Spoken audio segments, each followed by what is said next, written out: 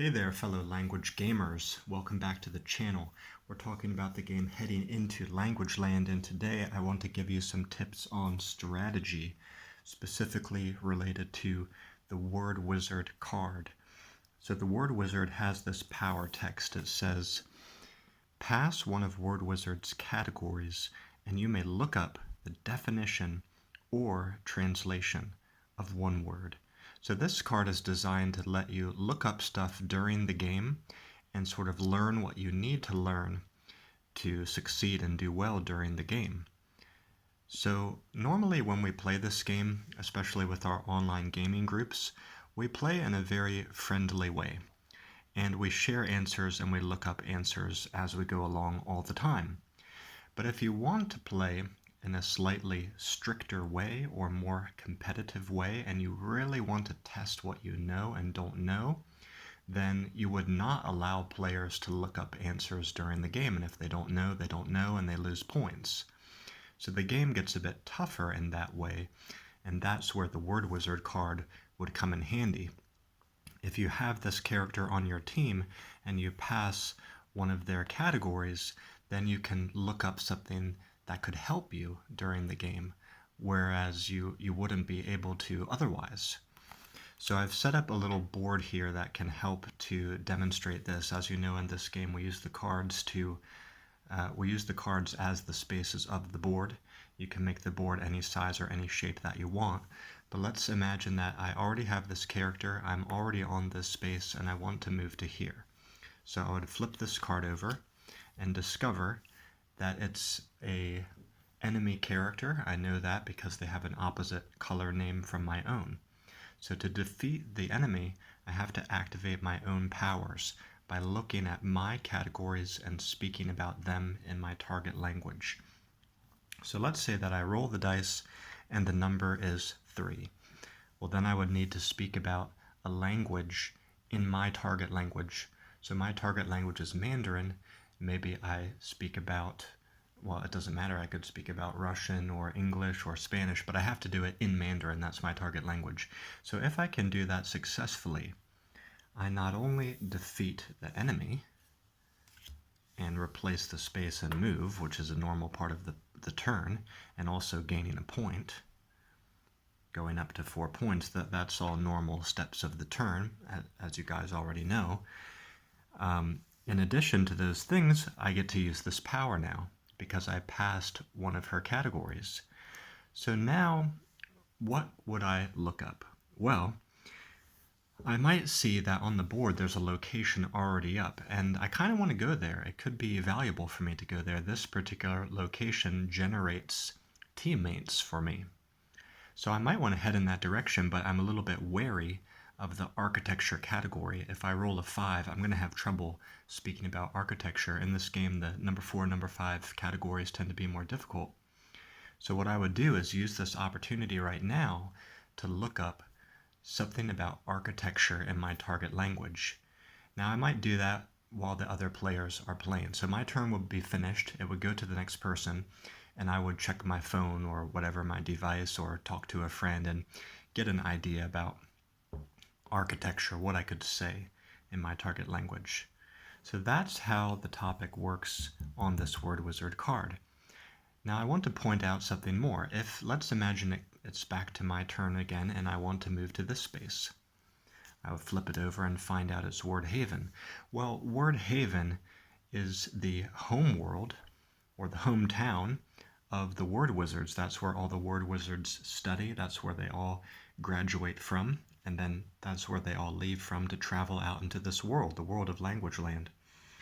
So the Wordhaven location has actually the same power text as a Wordwizard card.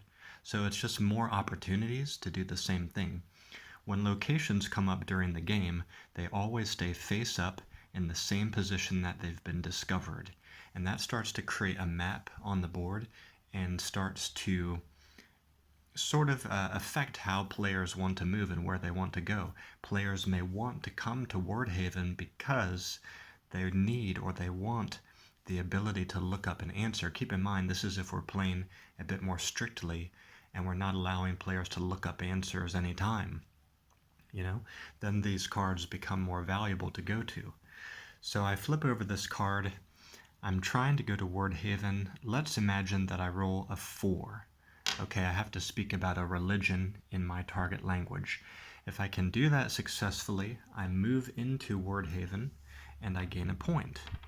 And I also activate the power text, or can take advantage of the power text of Wordhaven, so I can look up a translation or definition of any one word. Now, it doesn't, you might want to look around the whole board and also the other players' cards to figure out what topics are facing me that I might have to deal with in this game that I don't know, that I would struggle with. So you can look at anything, it can be any word you want, but probably it's best to strategize a little bit.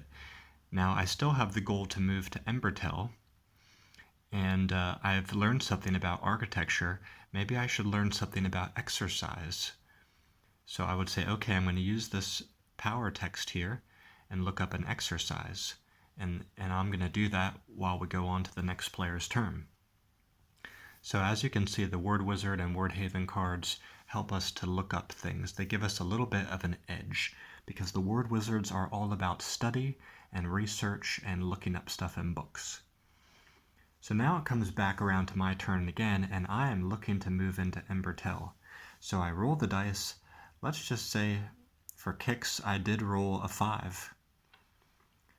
And then I would have to speak about architecture. Hopefully I can remember what I had looked up before to be able to successfully move into this location and gain a point.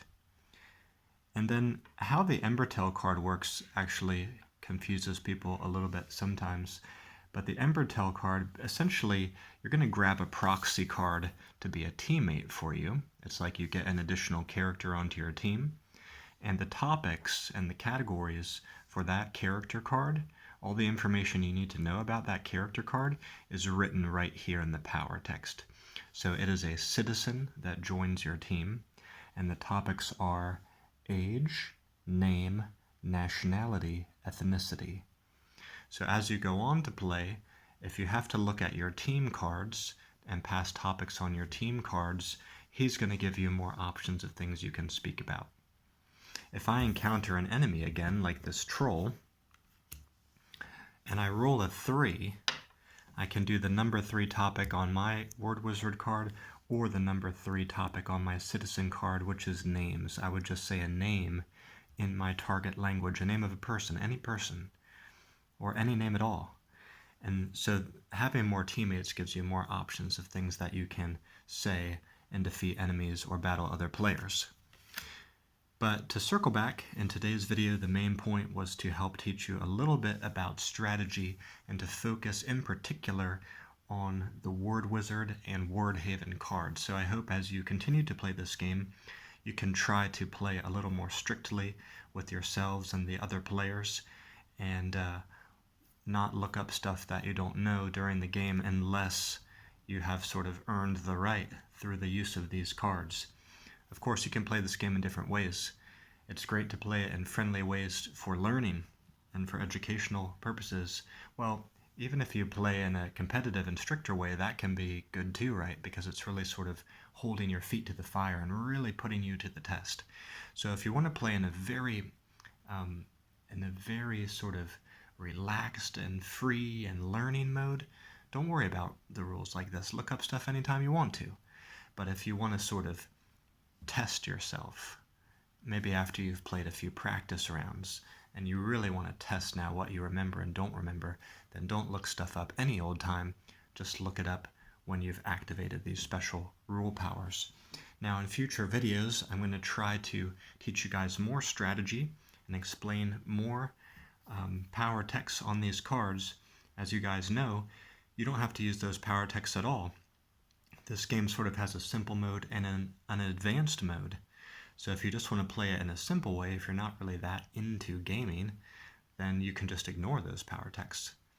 But I've done a lot of videos explaining how to play this game in the simple way before, and I think in 2025 I'm going to try to go a little deeper into the strategy and the deeper rule sets of this game. Hope that can make the game more fun for you and show you just how high the replay value is of this game. Okay, that's it for today's video. Hope to see you in the next one, and good luck with your language learning journey.